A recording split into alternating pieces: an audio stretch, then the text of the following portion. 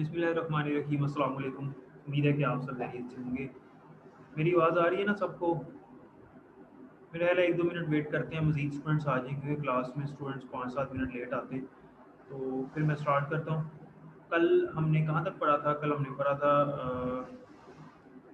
Buses से पहले बस नहीं स्टार्ट की थी हमने ना?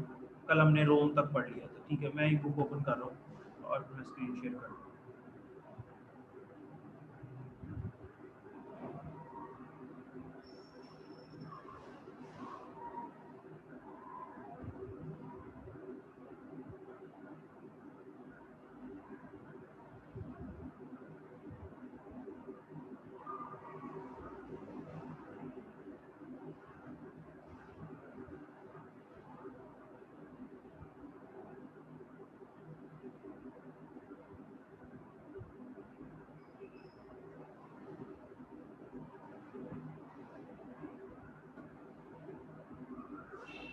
अच्छा जी, आज हमने पढ़ना है बस इंटरकनेक्शन वाला टॉपिक स्टार्ट करना है आज। इम्पोर्टेंट है बहुत। इसके अंदर काफ़ी एमसीक्यूज़ हैं जो मैं आपको लिखवाऊंगा भी, अंडरलाइन भी करवाऊंगा। आपने साथ साथ नोट करते जाना है, इंशाल्लाह फ़ायदा होगा।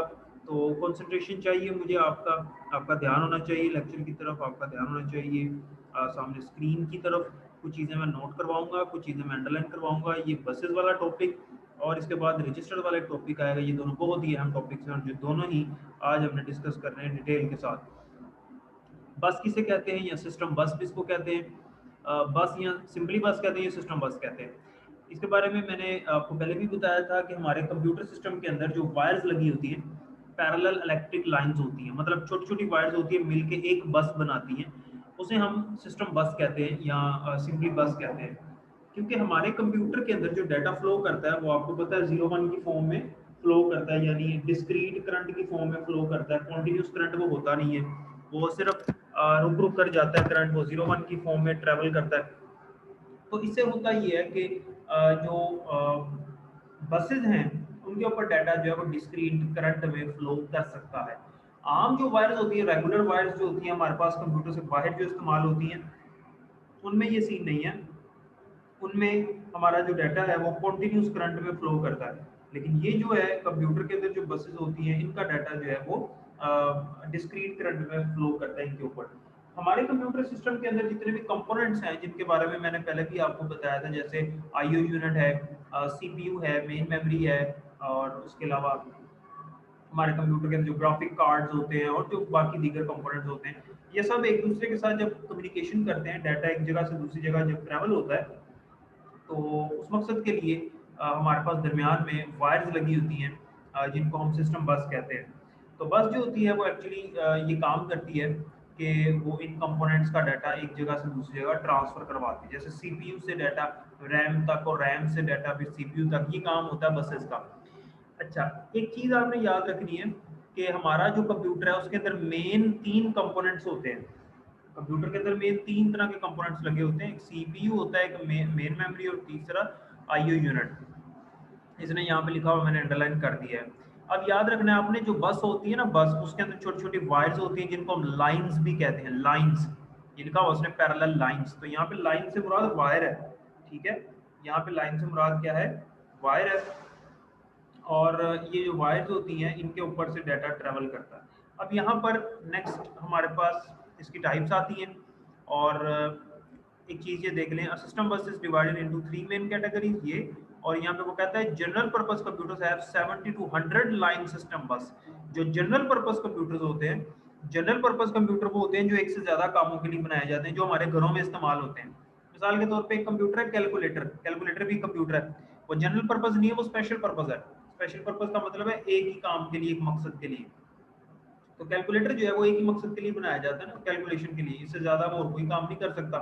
ठीक है, लेकिन जो हमारा कंप्यूटर है, लैपटॉप है, मोबाइल है, वो जनरल पर्पस होता है। तो जनरल पर्पस कंप्यूटर के अंदर 70 से 100 लाइंस की सिस्टम बस मौजूद होती है। ये इंपॉर्टेंट एमसीक्यू है यहाँ पर। उसके बाद आती है हमारे पास कंट्रोल बस। कंट्रोल बस मैं आपको एंड पे पढ़ाता हूँ, पहले मैं आपको डाटा बस पढ़ाता हूँ। देखो, डाटा बस कैरीज डाटा, इसकी मैं 4 बातें लिखवाने लगा हूँ, लिख लो। पहली बात तो ये है कि डाटा बस क्या कैरी करती है? डाटा कैरी करती है। डाटा बस के ऊपर से डाटा ट्रैवल होता है from one component to another component. अच्छा, दूसरी बात जनाब इसके अंदर ये है कि डाटा बस जो है ये सीपीयू, आईओ यूनिट और मेमोरी यूनिट, तीन ही कंपोनेंट्स पढ़े ना अभी हमने, सीपीयू, आईओ यूनिट और मेमोरी यूनिट, इन तीनों के दरमियान में डाटा बस लगी होती है। और जितनी लाइंस की बस होती है, यानी जितनी वायर्स होती हैं इसके अंदर, उतने बिट्स का डाटा ट्रेवल करता है एक जगह से दूसरी जगह। तीन बातें हो गई। पहली बात मैंने क्या बताई, डाटा बस कैरीज डाटा। दूसरी बात मैंने बताई, डाटा बस जो है ये सीपीयू, मेमोरी यूनिट और आईओ यूनिट तीनों को आपस में जोड़ती है। और तीसरी बात ये मैंने बताई है कि डाटा बस जो है ये जितनी लाइंस की होगी उतने बिट्स का डाटा एक टाइम पे ट्रैवल कर जाएगा। यानी कि अगर 32 लाइंस की 32 लाइंस की बस है तो 32 बिट्स का डाटा ट्रैवल होगा, ये लिखा हुआ है। और 64 लाइन डाटा बस can transfer 64 bits data simultaneously, इकट्ठा ट्रैवल हो सकता है। चैप्टर नंबर 3 अगर आपको याद हो, उसके अंदर हमने पढ़ी थी पैरेलल कम्युनिकेशन, जिसके अंदर सेवरल बिट्स का डाटा, मतलब कई बिट्स का डाटा इकट्ठा ट्रैवल हो सकता है। तो ये वही है, ये पैरेलल कम्युनिकेशन ही हो रही है, कई बिट्स का डाटा, कई सेवरल बिट्स का डाटा इकट्ठा ट्रैवल हो रहा है। ठीक है, नेक्स्ट आती है हमारे पास एड्रेस बस। हाँ, एक और चीज डाटा बस के बारे में बड़ी अहम बात यह है कि आपसे पूछा जा सकता है वो कौन सी बस है जिसकी वजह से कंप्यूटर की परफॉर्मेंस पे डायरेक्ट इम्पैक्ट पड़ता है, डायरेक्ट असर पड़ता है। मतलब जितनी अच्छी बस होगी, जितनी ज्यादा लाइंस वाली बस होगी, वो वाली कंप्यूटर की परफॉर्मेंस उतनी अच्छी होगी। तो अभी तो तीन बसेज है हमारे पास, डाटा बस है, एड्रेस बस और कंट्रोल बस। लेकिन इनमें जो डाटा बस है इसकी वजह से कंप्यूटर की परफॉर्मेंस पे बड़ा डायरेक्ट इम्पैक्ट पड़ता है, ये बात उसने यहाँ लिखी हुई है। Data bus has direct impact on the performance of the computer. जी, समझ आ गई यहाँ तक। डेटाबेस के अंदर लास्ट चीज ये लिख ले, या लिखी नहीं हुई, कि डेटाबेस इज बाई डायरेक्शनल बस। डेटाबेस इज बाई डायरेक्शनल बस, लिखो जल्दी से। डेटाबेस इज बाई डायरेक्शनल बस। बाई डायरेक्शनल से मुराद है कि ये दो सिमती है, इससे एक सिमत में डाटा जाता है तो मुखालिफ सिमत में भी आ सकता है। यानी अगर सीपीयू से रैम की तरफ डाटा जा रहा है तो रैम से वापस सीपीयू की तरफ भी आ जाता है।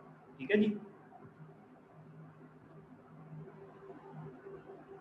32 बसेस वाला नहीं, 32 लाइंस। मैंने ये कहा एक बस है, देखो एक बस है जिसके अंदर 1 2 3 4 5 6 7 8 8 लाइनें हैं, ये एक बस है टोटल। इसके अंदर 8 लाइनें, 8 छोटी छोटी वायर्स हैं। तो एक बस के ऊपर से, मतलब एक जो लाइन है, सॉरी, एक लाइन या एक वायर के ऊपर से एक बिट का डाटा ट्रैवल होना है। एक बिट से मुराद है 0 या 1। तो अगर 8 लाइंस की बस होगी तो 8 बिट्स का डाटा ट्रैवल होगा। 32 लाइंस की होगी तो 32 बिट्स का डाटा ट्रैवल होगा एक साथ इकट्ठा साइमल्टेनियसली। 64 की होगी तो 64 बिट्स का, 16 की होगी तो 16। तो जितने लाइंस की डाटा बस होती है उतने बिट्स का डाटा एक टाइम पे ट्रैवल हो जाता है एक जगह से दूसरी जगह। नेक्स्ट एड्रेस बस है। एड्रेस बस जो है ये कैरी करती है एड्रेस। एड्रेस बस कनेक्ट करती है सिर्फ सीपीयू और मेमोरी यूनिट, बस लिख लो। Address bus connects CPU and memory unit only, it does not connect with the IO unit. ये आईओ यूनिट के दरमियान में कनेक्ट नहीं हुई होती। ठीक है, इसके ऊपर से एक यूनिक आईडी ट्रांसफर होती है, ये लिखा हुआ उसने। और इस यूनिक आईडी को हम क्या कहते हैं, एड्रेस कहते हैं। ठीक है, एड्रेस बस यूनिडायरेक्शनल होती है। और यूनिडायरेक्शनल का मतलब है एक सिमती, इसमें डाटा एक सिमत में ट्रैवल करता है, मुखालिफ सिमत में नहीं आ सकता। अनलाइक डाटा बस जिसके अंदर दोनों सिमतों में डाटा ट्रैवल करता था डाटा बस में, लेकिन इसके अंदर ऐसा नहीं है। इसके अंदर एड्रेस बस के अंदर डाटा जो है वो सिर्फ एक सिमत में ट्रैवल करता है, मुखालिफ सिमत में नहीं आ सकता, इसलिए इसको कहते हैं यूनी डायरेक्शनल। आखिरी बात इसके अंदर नोट करें कि एड्रेस बस के ऊपर से कितने बिट्स की एड्रेस इंफॉर्मेशन एक टाइम पे ट्रैवल हो सकती है, ये बात यहाँ लिखी नहीं हुई, आप इसको नोट डाउन कर लो। बल्कि शायद यहाँ पर हाँ नहीं लिखी हुई, नोट कर लो। देखो एड्रेस बस के अंदर सीन ये है कि अगर 8 लाइंस की बस है ना, 8 लाइंस की बस है, मतलब 8 वायर्स हैं एड्रेस बस के अंदर, तो कितने बिट्स की एड्रेस इंफॉर्मेशन ट्रैवल होगी, 2 की पावर 8 कर लो, कितना बनता है 256। 256 बिट्स की एड्रेस इंफॉर्मेशन एक टाइम पे ट्रैवल हो सकती है एड्रेस बस के जरिए से। एड्रेस बस का सिनेरियो ये है, वो डाटा बस के अंदर था कि जितनी लाइंस की बस है उतने बिट्स की डाटा, उतने बिट्स का डाटा ट्रैवल होना है। लेकिन इसके अंदर क्या है कि जितने लाइंस की बस है 2 की पावर उतना कर लो, तो उतने बिट्स का एड्रेस एक जगह से दूसरी जगह फ्लो कर सकता है। और याद रखो एड्रेस बस में हमेशा जो एड्रेस है वो सीपीयू से मेमोरी की तरफ ही जाता है, मेमोरी से सीपीयू की तरफ कभी नहीं आया। यानी देखो ना, कल हमने पढ़ा था कि सीपीयू रैम से डाटा रीड भी कर सकता है, उसके ऊपर डाटा राइट भी कर सकता है। तो जब सीपीयू ने रैम से डाटा रीड करना होता है तो सीपीयू एड्रेस बस के जरिए से एड्रेस डालता है रैम के सेल का कि भाई तुम्हारे पास इस सेल में डाटा पड़ा हुआ है, वो मुझे निकाल कर दे दो। ठीक है, तो एड्रेस जाता है रैम की तरफ और रैम फिर वापसी पे क्या भेज देती है, निकाल के डाटा भेज देती है। तो वापसी पे तो डाटा आना है, जाहिर सी बात है डाटा जो है वो ट्रैवल करता है डाटा बस के जरिए से, तो फिर वो वहाँ पे डाटा बस इस्तेमाल की जाएगी। ठीक है, तो ये कॉन्सेप्ट था एड्रेस बस का और डाटा बस का। नेक्स्ट आ जाओ कंट्रोल बस के ऊपर। Control bus carries control information, control bus के जरिए से कंट्रोल इन्फॉर्मेशन ट्रैवल होती है। और कंट्रोल बस जो है ये भी उन्हीं कंपोनेंट्स के दरमियान लगी होती है जिन कंपोनेंट्स के दरमियान डाटा बस लगी होती है, यानी सीपीयू, मेमोरी यूनिट और input output unit. Control bus के ऊपर से कमांड्स ट्रैवल करती हैं, तो यानी कमांड्स कौन सी, जब सीपीयू ने किसी भी कंपोनेंट को कोई इंस्ट्रक्शन देनी हो। हमने पढ़ा था ना सीपीयू के अंदर जो सीयू है वो तो कुछ नहीं करता, वो बाकी कंपोनेंट्स को काम कहता है करने के लिए। तो जब सीयू जो है वो कोई कमांड भेजेगा किसी को कोई काम कहेगा करने के लिए, तो कंट्रोल बस के ऊपर से वो इंस्ट्रक्शंस ट्रैवल करेंगी। और फॉर एग्जांपल जब रैम को उसने कोई डाटा भेजना है कि भाई ये डाटा आ रहा है, इसको एग्जीक्यूट करके अपने पास सेव कर लो, यानी राइट का ऑपरेशन परफॉर्म करना है ना। देखो जब सीपीयू ने रैम को डाटा भेजना है तो रैम डाटे को एग्जीक्यूट करके अपने पास सेव भी तो करेगी ना। तो ये सीपीयू ने कौन सा ऑपरेशन परफॉर्म किया, राइट का। तो फिर ये काम करने से पहले सीपीयू कंट्रोल बस के जरिए से रैम को भेजेगा कमांड, उसे बताएगा कि भाई क्या काम करना है। और वो कमांड कौन सी होगी, मेमोरी राइट। यानी सीपीयू ने जब रैम पे राइट ऑपरेशन परफॉर्म करना हो तो मेमोरी राइट की कमांड जाती है, जब उसे रीड करना हो एड्रेस भेजकर तो मेमोरी रीड की कमांड जाती है, जब आउटपुट डिवाइस पे डाटा भेजना हो तो आई और राइट की कमांड जाती है, और जब इनपुट डिवाइस से डाटा आना हो तो आई और रीड की कमांड आती है। जब किसी कंपोनेंट ने बस को इस्तेमाल करना हो और सीपीयू से रिक्वेस्ट करनी हो कि भाई ये बस फ्री कर दो मुझे चाहिए, जैसे रैम ने करनी है इस्तेमाल बस, तो रैम कहती है कि बस फ्री कर दो मुझे चाहिए, तो रैम जो है बस रिक्वेस्ट भेजेगी कंट्रोल बस के जरिए से सीपीयू तक। फिर सीपीयू बस ग्रांट भेजेगा। बस ग्रांट से मुराद है कि इजाजत दे दी, जैसे वो एप्लीकेशन में लिखते हैं ना, please grant me leave for 2 days। Grant का मतलब होता है इजाजत देना। तो सीपीयू फिर इजाजत देगा इस कमांड के जरिए से कि ठीक है भाई तुम इसको इस्तेमाल कर लो। और ट्रांसफर आज, जब कोई डाटा ट्रैवल करना हो, ट्रांसफर करना हो एक जगह से दूसरी जगह, तब भी ये कमांड भेजी जाती है सीपीयू को। और याद रखो जब रैम को जाती है ना सीपीयू की तरफ से इंस्ट्रक्शंस, लाइक मेमोरी रीड की या मेमोरी राइट की, तो जब तक रैम की तरफ से कंफर्मेशन नहीं ना आती कि भाई ठीक है मैं फ्री हूँ अब भेज दो, तब तक सीपीयू डाटा या एड्रेस नहीं भेजता उसकी तरफ। तो जब रैम की तरफ से कंफर्मेशन आती है तो उस कंफर्मेशन को कहते हैं ACKS, यानी एक्नॉलेजमेंट सिग्नल्स। रैम जब एक्नॉलेज करेगी कि ठीक है भाई मुझे भेज दो डाटा या एड्रेस, मैं तैयार हूँ अब मैं फ्री हूँ, तो फिर सीपीयू जो है उसकी तरफ कंट्रोल बस के जरिए से एक्नॉलेजमेंट सिग्नल्स भी ट्रैवल करेंगे। तो कंट्रोल बस वैसे तो कंट्रोल सिग्नल्स ट्रैवल करती है, कंट्रोल इन्फॉर्मेशन ट्रैवल करवाती है, यानी मुख्तलिफ कमांड इसके ऊपर से ट्रैवल करती हैं। वो कौन सी कमांड है वो मैंने आपको दिखा दी है, लेकिन रैम की तरफ से इसके ऊपर से एक्नॉलेजमेंट सिग्नल्स भी गुजरते हैं। यहाँ तक कोई सवाल है तो कर लो।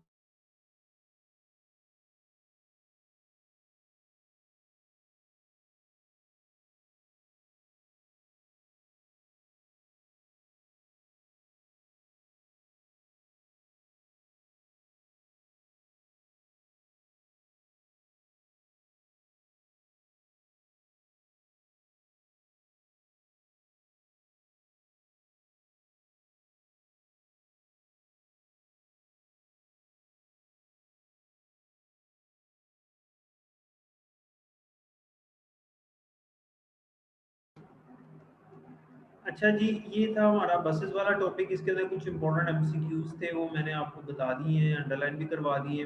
एक्नॉलेजमेंट सिग्नल मैं रिपीट कर देता हूँ। देखो सीपीयू ने रैम को डाटा भेजना है, ठीक है, लेकिन डाटा भेजने से पहले सीपीयू उसको भेजेगा कमांड कंट्रोल बस के जरिए से कि भाई ये तुम्हारी तरफ डाटा आ रहा है तो तुम इसको जो है ना वो तैयार हो जाओ एग्जीक्यूट करने के लिए, अगर तुम तैयार हो तो मुझे बता दो।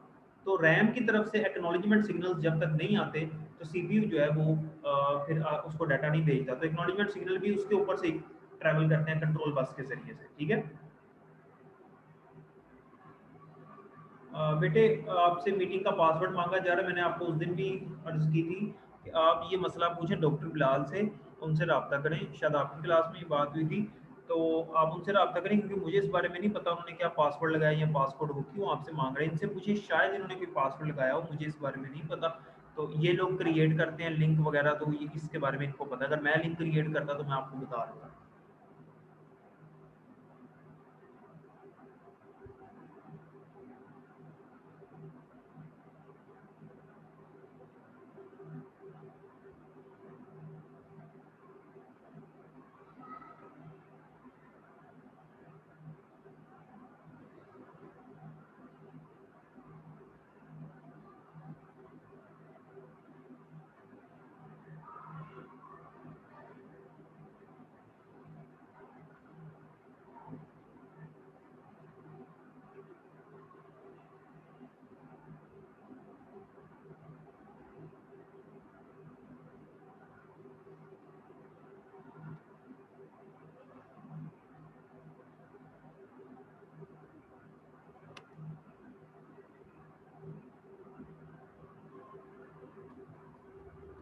Shafaq said, don't worry about those participants, just focus on your studies.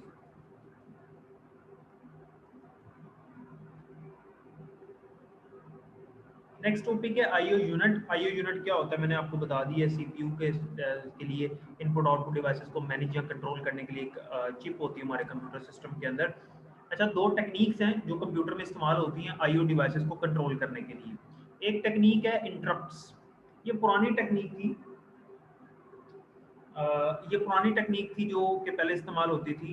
इसमें होता ये था कि सीपीयू अपने काम कर रहा होता था, अपने कामों में मसरूफ होता था, तो किसी इनपुट डिवाइस से यूज़र डाटा एंटर कर देता था, तो सीपीयू जो है वो इंटरप्ट हो जाता था, मुदाखलत आ जाती थी उसके काम में, तो सीपीयू जो है फ़ौरन अपने काम छोड़ के इनपुट डिवाइस से डाटा लेकर आगे फिर भेजना शुरू कर देता था। इससे कंप्यूटर की परफॉर्मेंस कम हो गई थी और मतलब परफॉर्मेंस कम थी कंप्यूटर की। बाद में आईओ यूनिट की एक टेक्निक आ गई, आईओ यूनिट और चिप लग गई कंप्यूटर के अंदर। इस टेक्निक को कहते हैं डीएमए। इसकी फुल फॉर्म लिख लो, बुक में लिखी नहीं हुई। DMA stands for direct memory access. Direct memory access.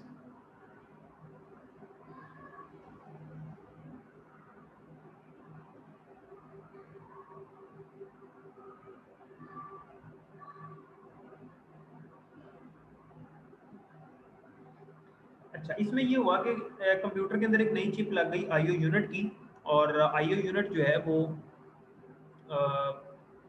CPU की हेल्प करने लग गया। आज तक ये इस्तेमाल हो रहा है, और इसमें ये होता है कि सीपीयू इंटरप्ट नहीं होता, सीपीयू के कामों में मदाखलत नहीं आती, सीपीयू अपने काम में बिजी रहता है। जबकि कोई इनपुट डिवाइस से डाटा आ जाए तो वो आईओ यूनिट खुद ही उसको मैनेज कर लेता है। तो यानी सीपीयू के लिए असिस्टेंट के तौर पे आईओ यूनिट चिप काम करती है for the sake of input output operations. और इसमें इसकी वजह से फ़ायदा ये हुआ कि कंप्यूटर की परफॉर्मेंस अच्छी हो गई, लेकिन एक इसका नुकसान ये है, ये लास्ट पे इसका डिसएडवांटेज ये लिखा हुआ है, और इसका डिसएडवांटेज लिखा हुआ है कि इसके अंदर कॉम्प्लेक्सिटी बढ़ गई, और जो हार्डवेयर है उसकी ज़्यादा ज़रूरत पड़ गई। ज़ाहिर सी बात है कि एक नया कंपोनेंट कंप्यूटर के अंदर ऐड हो गया, तो एक नए कंपोनेंट के आने की वजह से वायर्स भी लग गई उसके साथ, और कॉम्प्लेक्सिटी जो है वो मज़ीद बढ़ गई। ये इसका नुकसान था। नेक्स्ट हमारे पास सीपीयू रजिस्टर्स हैं। ये भी बड़ा अहम टॉपिक है, ये बहुत ज़्यादा इंपॉर्टेंट है ई कैट के हवाले से। इसके अंदर बहुत सारे एमसीक्यूज हैं, साथ साथ अंडरलाइन करवाऊंगा, देख लेना।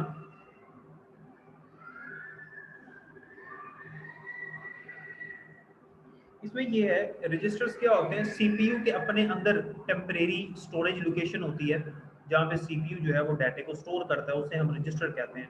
और थाउजेंड ऑफ रजिस्टर्स होते हैं सीपीयू के अंदर। बहुत ही स्मॉल मेमोरी होती है लेकिन बहुत ही फास्ट मेमोरी होती है, जिसमें सीपीयू चीज़ों को सेव करता रहता है वक्तन फवक्तन साथ साथ। अच्छा, रजिस्टर्स जो है ये इनकी टाइप्स पर आते हैं। सबसे पहले हमारे पास पीसी यानी program counter. Program counter register जो है, आईओ यूनिट चिप मोबाइल में भी यूज़ होती है, और इसलिए मोबाइल हैंग होने की वजह कुछ और है, और आईओ यूनिट चिप जो है वो मोबाइल के अंदर आईओ यूनिट चिप नहीं यूज़ होती। मोबाइल के अंदर जो है वो सर्किट्स लगे होते हैं इस काम के लिए। ये IO unit chip mobile phone के अंदर नहीं होती। ये सर्किट होता है मोबाइल के अंदर, उसको आईओ यूनिट नहीं कहते। वो एक्चुअली काम यही करता है, सीपीयू की हेल्प करता है, लेकिन वहाँ पे कोई और सिनेरियो है। दूसरी बात ये मोबाइल हैंग होने की वजह ये नहीं है, मोबाइल हैंग होने की वजह ओवरलोडिंग भी हो सकती है और कई दफ़ा non efficient use of storage space भी हो सकता है। तो मोबाइल की हैंग होने की वजूहत बहुत सारी हो सकती हैं। कई कंपनीज ऐसी हैं जो मोबाइल फ़ोन बनाती हैं और उन मोबाइल फ़ोन्स की जो मेमोरी है वो कही जाती है कि 32 जीबी है, लेकिन वो एक्चुअली 32 जीबी मुकम्मल नहीं होती।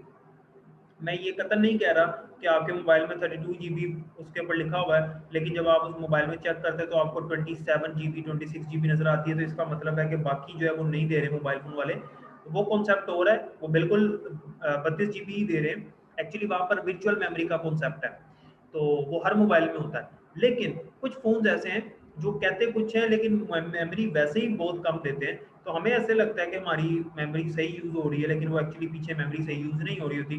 और वर्चुअल मेमोरी का कॉन्सेप्ट भी वहाँ पर एज सच यूज़ नहीं हो रहा होता। ये वर्चुअल मेमोरी का कॉन्सेप्ट यूनिवर्सिटी में आप पढ़ोगे बहरहाल। तो आपने गौर किया होगा कि हमारा मोबाइल अगर 32 जीबी का है या 64 जीबी का है, तो वो इतना शो नहीं करता, वो उससे कम 64 का तो 50 जीबी शो कर रहा होता है वो। ठीक है। और वो इसका मतलब ये नहीं है कि वो मोबाइल कंपनी ने कम मेमोरी बनाई हुई है, बाकी जो है वो सिस्टम को दे दी जाती है, मतलब सीपीयू को दे दी जाती है यूज़ करने के लिए। इसे वर्चुअल मेमोरी का कॉन्सेप्ट कहते हैं। बहरहाल, तो कुछ कंपनीज ऐसी जो हल्के मोबाइल फोन्स बनाती हैं, उनकी मेमोरी एफिशिएंट यूज़ नहीं हो पाती, इस वजह से भी वो हैंग हो जाते हैं। और कई दफ़ा ओवरलोडिंग की वजह से, यानी रैम अपने काम कर रही है तो पीछे से और काम हम कहीं जाएँ तो बहुत ज़्यादा काम करने की वजह से भी ऐसा हो जाता है। तो ये डिपेंड करता है कि आपका मोबाइल का यूज़ कैसा है और मोबाइल कैसा बना हुआ है। तो डिफरेंट इसकी रीजन हो सकती हैं मोबाइल के हैंग होने की। ठीक है। उसके बाद है आईआर। और कई दफ़ा कैश मेमोरी भी फुल हो जाती है। आपको चाहिए कि आप अपने मोबाइल की कैश मेमोरी जो है वो वक्तन फ़वक्तन खाली करते रहें, उसको क्लियर करते रहें। वो कैसे क्लियर करते हैं, अगर आप जाएँ ना अपनी सेटिंग में, आपको प्ले स्टोर के ऊपर इस काम के लिए एप्लीकेशंस मिलेंगी, लेकिन वो एप्लीकेशंस करने की बजाय अगर आप अपने मोबाइल की सेटिंग में जाएँ, वहाँ पर मेमोरी होती है, मेमोरी के अंदर जाएँ, वहाँ कैश लिखा होता है, कैश। आप कैश के ऊपर क्लिक करें तो वहाँ पे क्लियर की ऑप्शन होती है, डिलीट की ऑप्शन होती है। कैश मेमोरी के अंदर जो हम फ्रीक्वेंटली यूज्ड ऐप्स होती है ना हमारी, वो उस कैश मेमोरी के अंदर वक्तन वक्तन सेव होती चली जाती हैं। तो अगर हम कैश मेमोरी को डिलीट करते रहें, वॉश आउट करते रहें, तो उसकी परफॉर्मेंस मोबाइल की अच्छी हो जाती है, फिर हैंग होने से वो बच जाता है काफ़ी हद तक। ठीक है। तो ये जैसे मेमोरी क्लीनअप के मुख्तलिफ एप्लीकेशन आपको प्ले स्टोर में मिलते हैं, वो असल में आपके मोबाइल के अंदर यही करते हैं।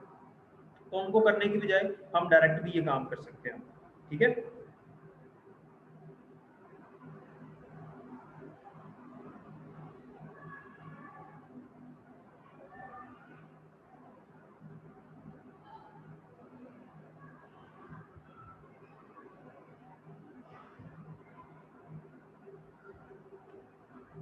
अच्छा, पीसी जो होता है प्रोग्राम काउंटर, ये ऐसा रजिस्टर है जो नेक्स्ट आने वाली इंस्ट्रक्शन का एड्रेस होल्ड करता है। देखो, एक इंस्ट्रक्शन तो कंप्यूटर एग्जीक्यूट कर रहा है, प्रोसेस कर रहा है, लेकिन जो वेरी नेक्स्ट इंस्ट्रक्शन है, that has to be executed after this instruction.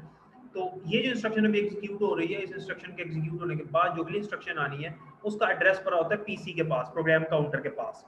और आईआर रजिस्टर ऐसा रजिस्टर होता है जिसके पास नेक्स्ट आने वाली इंस्ट्रक्शन सेव होती है।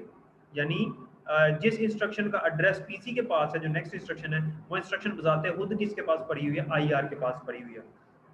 अच्छा, अब एक इंस्ट्रक्शन जो अंडर प्रोसेस है, यानी सीपीयू के पास है, तो ये इंस्ट्रक्शन या तो सीपीयू रैम को देगा। ठीक है। यानी हमने पढ़ा था ना, सीपीयू रैम को राइट करता है, रैम के ऊपर डाटा।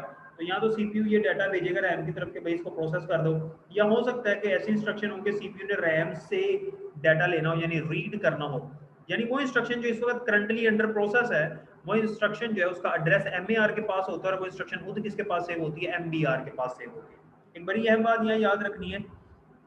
फर्ज करो सीपीयू के पास, ये सीपीयू है, और सीपीयू के पास इंस्ट्रक्शन नंबर 1 है। ठीक है। सीपीयू इंस्ट्रक्शन नंबर 1 को एग्जीक्यूट कर रहा है, नेक्स्ट इंस्ट्रक्शन नंबर 2 है, और उसके बाद इंस्ट्रक्शन नंबर 3 है। अब इंस्ट्रक्शन नंबर 1 का एड्रेस किसके पास होगा, एमएआर के पास, और इंस्ट्रक्शन नंबर 1 खुद किसके पास पड़ी होगी, एमबीआर के पास, सीपीयू ने सेव कर रखी होगी एहतियाती तौर पे। जब ये इंस्ट्रक्शन एग्जीक्यूट होकर बाहर निकल गई, तो अब सीपीयू के पास इंस्ट्रक्शन आ गई 2, और अब नेक्स्ट इंस्ट्रक्शन कौन सी है, 3। ठीक है। ये यहाँ पे अब कोई इंस्ट्रक्शन नहीं बची, इसको इरेज कर देता हूँ मैं। अब सीपीयू के पास आ गई इंस्ट्रक्शन नंबर 2, और अगली है इंस्ट्रक्शन नंबर 3। तो पीसी के पास था पहले इंस्ट्रक्शन नंबर 2 का एड्रेस, लेकिन अब पीसी के पास आएगा इंस्ट्रक्शन नंबर 3 का एड्रेस, क्योंकि पीसी के पास नेक्स्ट आने वाली इंस्ट्रक्शन का एड्रेस होता है। तो अब पीसी के पास एड्रेस आ जाएगा इंस्ट्रक्शन नंबर 3 का, और इंस्ट्रक्शन नंबर 3 किस में स्टोर हो जाएगी, आईआर के अंदर स्टोर हो जाएगी। और इंस्ट्रक्शन नंबर 2 जो है, जो अब सीपीयू के पास आ चुकी है, अब इसका एड्रेस चला जाएगा एमएआर के पास, और ये इंस्ट्रक्शन चले जाएगी एमबीआर के पास। हालांकि पहले एमएआर के पास और एमबीआर के पास इंस्ट्रक्शन नंबर 1 थी, लेकिन अब इंस्ट्रक्शन नंबर 2 आ गई है। तो इंक्रीमेंट हो जाता है पीसी के अंदर, ये इसने यहाँ पर लिखा हुआ है। जब इंस्ट्रक्शन फेच हो जाती है, यानी सीपीयू जब इंस्ट्रक्शन को फेच कर लेता है, गेट कर लेता है, तो इट्स वैल्यू इज इंक्रीमेंटेड, तो पीसी की वैल्यू इंक्रीमेंट हो जाती है। इस तरह से वो हर बार नेक्स्ट आने वाली इंस्ट्रक्शन का एड्रेस होल्ड करता रहता है। ठीक है जी, इस पॉइंट की समझ आ गई तो बताओ जल्दी से।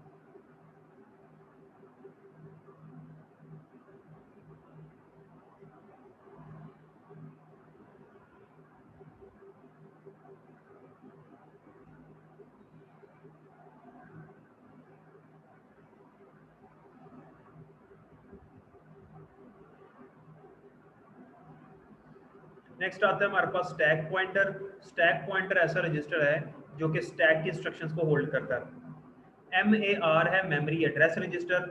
वो इंस्ट्रक्शन जो इस टाइम करंटली अंडर प्रोसेस है, उसका एड्रेस होगा MAR के पास, और वो इंस्ट्रक्शन जो इस वक्त करंटली अंडर प्रोसेस है, वो इंस्ट्रक्शन खुद किसके पास पड़ी हुई है, MBR के पास। बस इतनी सी बात। यानी फर्ज कर लो एक इंस्ट्रक्शन अंडर प्रोसेस है, एक नेक्स्ट इंस्ट्रक्शन जो है वो तैयार है, वेट कर रही है एग्जीक्यूट होने के लिए। तो इंस्ट्रक्शन वेट कर रही है एग्जीक्यूट होने के लिए, उसका एड्रेस पर है पीसी के पास, और वो इंस्ट्रक्शन है आईआर के पास। लेकिन वो इंस्ट्रक्शन जो इस वक्त अंडर प्रोसेस है, सीपीयू जिसको एग्जीक्यूट करने लगा है, उस इंस्ट्रक्शन का एड्रेस होता है एमएआर के पास, और वो इंस्ट्रक्शन किसके पास होती है, एमबीआर के पास होती है। स्टैक पॉइंटर के अंदर स्टैक की इंस्ट्रक्शन होती है। स्टैक किसे कहते हैं, याद रखो, स्टैक एक अरेंजमेंट का नाम है। जैसे एक अरेंजमेंट है असेंडिंग ऑर्डर, एक अरेंजमेंट है डिसेंडिंग ऑर्डर, इसी तरह से एक अरेंजमेंट है स्टैक। स्टैक ऐसी अरेंजमेंट है जिसे कहते हैं last in first out, LIFO, last in first out. यानी जो चीज सबसे लास्ट पे आई है उसने सबसे पहले निकलना है। समझ लो एक लाइन लगी हुई है और उसको उल्टा शुरू कर दिया। ठीक है, फॉर एग्जाम्पल आपने बुक्स रखी, एक पहली बुक रखी, फिर दूसरी, तीसरी, चौथी, पांचवी, छठी, एक बुक के ऊपर दूसरी बुक आपने रख दी। लेकिन जब आप उठाओगे तो कौन सी बुक उठाई जाएगी सबसे पहले, जो सबसे लास्ट पे रखी थी, और जो सबसे पहले बुक आपने रखी थी उसकी बारी सबसे एंड पे आएगी। इसे कहते हैं लास्ट इन फर्स्ट आउट, यानी लीफो का ऑर्डर, और इसे स्टैक कहते हैं। तो कुछ इंस्ट्रक्शंस कंप्यूटर के अंदर स्टैक के अंदर लग जाती हैं। वो इंस्ट्रक्शंस जो हैं वो किसके पास पड़ी होती हैं, स्टैक पॉइंटर रजिस्टर के पास। उम्मीद है कि इतनी समझ आ गई होगी। कोई सवाल है तो कर लो, उसके बाद फिर आगे चलते हैं जी।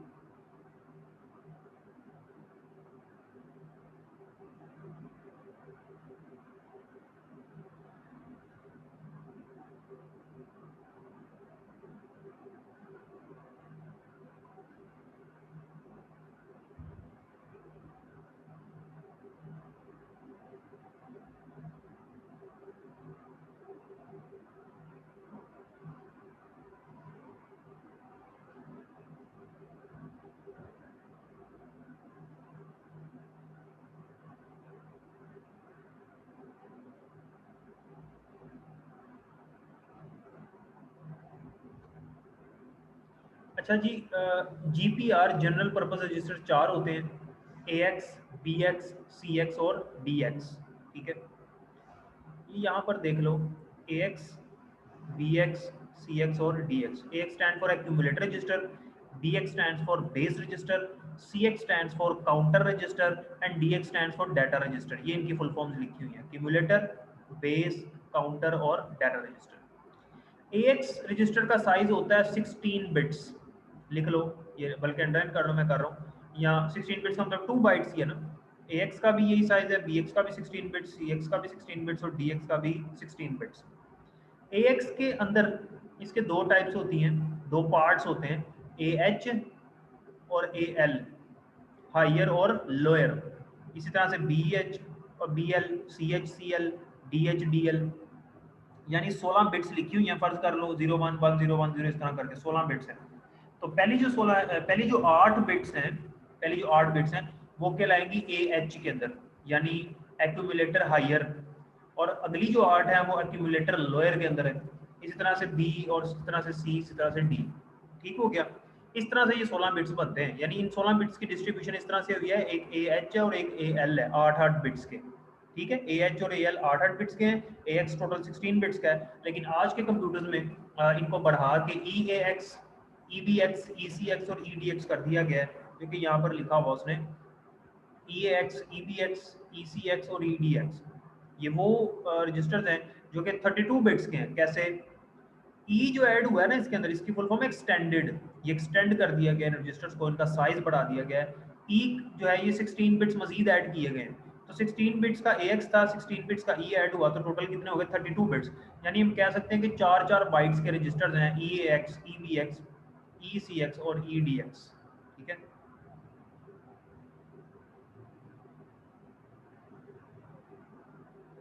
अब ये काम क्या करते हैं? एक्यूमुलेटर रजिस्टर अर्थमेटिक ऑपरेशंस के रिजल्ट को स्टोर करता है और डाटा ऑपरेशंस। बेस रजिस्टर भी अर्थमेटिक ऑपरेशंस के रिजल्ट को स्टोर करता है, डाटा मूवमेंट करता है।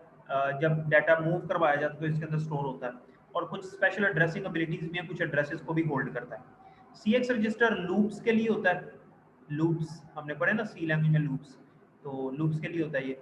और डी एक्स रजिस्टर जो है ये सिर्फ डिवीजन और मल्टीप्लिकेशन का रिजल्ट स्टोर करता है। डी एक्स रजिस्टर सिर्फ डिवीजन और मल्टीप्लिकेशन का रिजल्ट स्टोर करता है। ठीक है। तो इनके साइजेस वगैरह भी मैंने बता दिए हैं। बाकी इंशाल्लाह एड्रेस रजिस्टर से आगे जो भी है वो हम नेक्स्ट लेक्चर में पढ़ेंगे। यहाँ तो कोई सवाल है तो कर लो, और अगर समझ आ गई है तो अभी बता दो। मेरा ख्याल है इतना आज के लिए काफ़ी है, क्योंकि ये चैप्टर बहुत इंपॉर्टेंट है, इसको मैं डिटेल से पढ़ा रहा हूँ। यहाँ तक कोई सवाल है तो कर लो।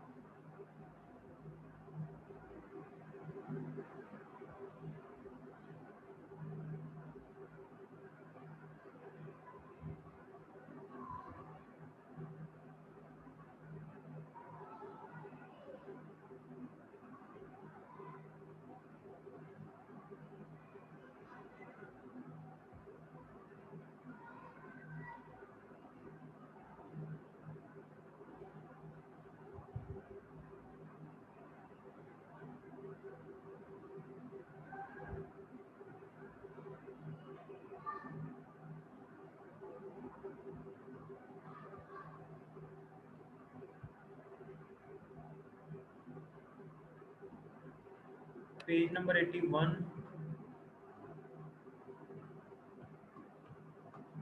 ये पेज नंबर 81 ही है, देख लो। एक तो ये इस टेबल के अंदर कुछ चीज़ें मैंने हाईलाइट करवाई हैं, बाकी नीचे है, बस और कुछ भी नहीं। देख लो जल्दी से।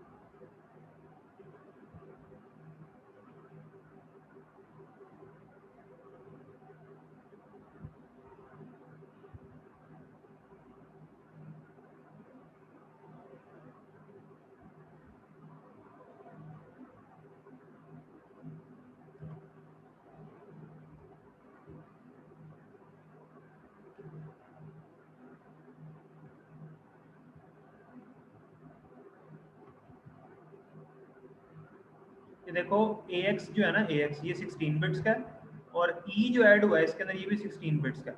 तो ई ए एक्स कितना होगा? 32 बिट्स, ये लिखा हुआ है 32 बिट्स। ठीक है, देख लो जल्दी से।